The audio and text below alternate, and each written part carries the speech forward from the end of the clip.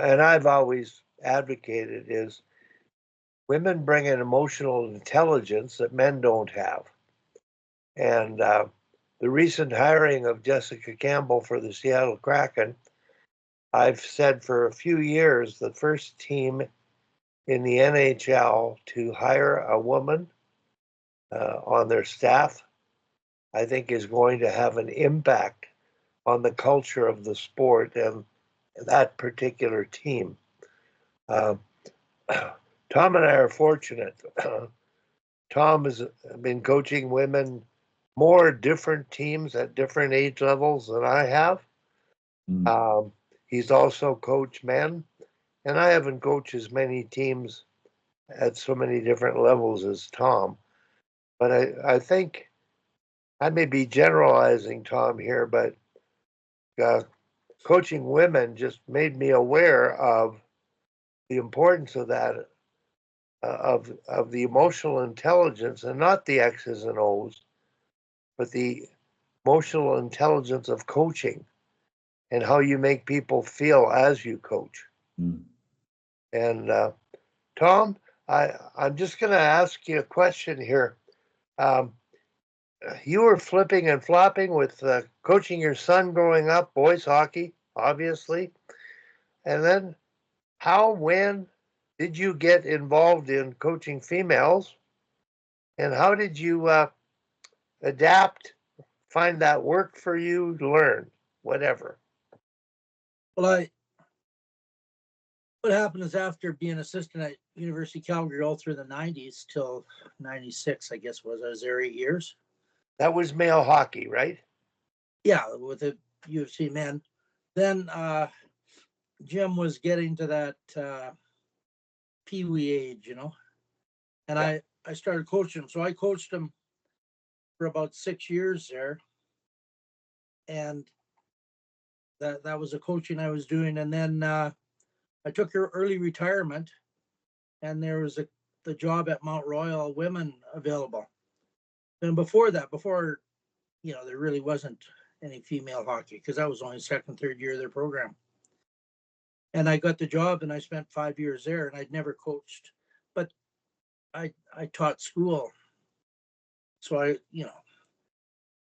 when the first 5 years I taught, I just did boys phys ed, but the classes were mixed.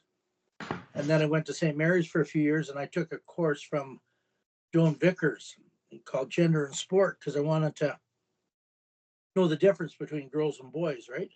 What they could do and all this kind of stuff. And and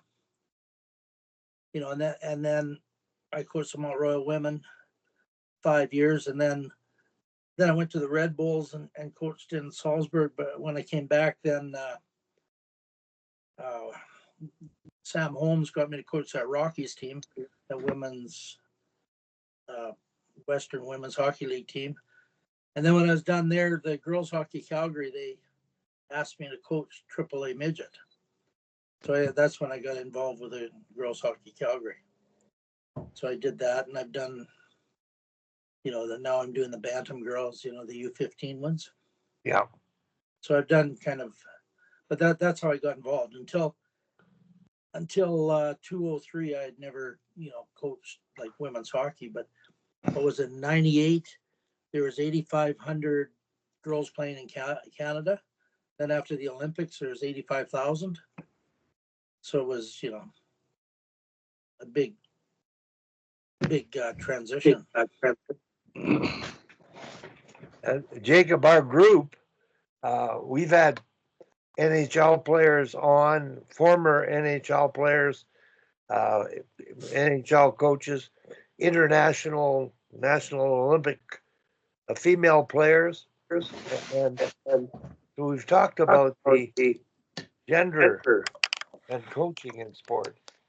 And I just wanted to bring Tom into the talk and then introduce you to Peter. Peter, this is Jacob. I don't know, Peter, if you were able to read the little bio I sent out, but we're going to get into learning more about him. But possibly you can introduce yourself, and then I'm going to get into talking about Jacob, his background, and what he's doing now. And how I've managed to connect with him and try to work at serving the good of the game, which is what he's doing. So, Peter, could you introduce yourself, please? Sure. Morning, Jake. Yeah, I did. I did get a chance to read the bio, so a little bit familiar, but I was anxious to learn more. I'm in Connecticut. I'm in the States. Coach for, gosh, well over 30 years. Everything from youth hockey to AAA to prep school. Just retired as a head coach of an NCAA program. Coached girls high school hockey, worked for an NHL player agent, scouted in the USHL. So done a little bit of everything, really. Yeah. Okay.